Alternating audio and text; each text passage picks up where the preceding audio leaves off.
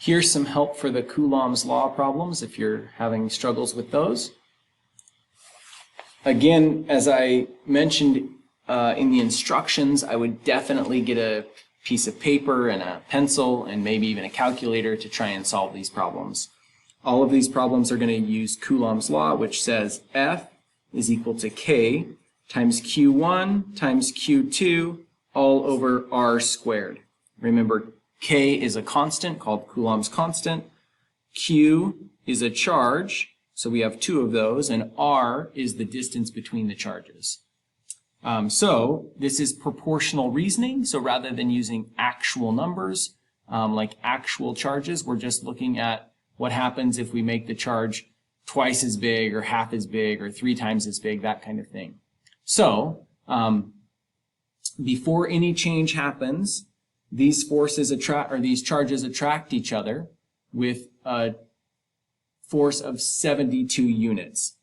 Because they attract each other, that tells us that these charges must be opposite sizes, or opposite charges rather, positive and negative, because opposites would cause an attractive force.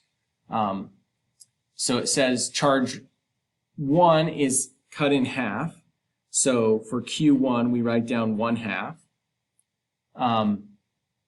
Charge 2 is tripled. So for charge 2, we write down 3.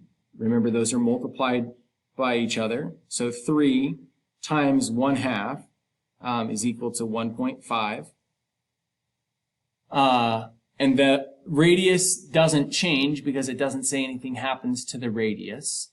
So the radius stays the same. So that's just, we can just assume that's 1 squared still.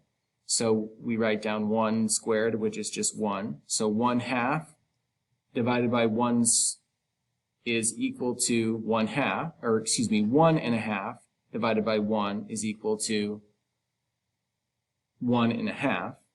So we want 1.5 times 72, because the original force was 72, and now we know it's 1.5 times as big.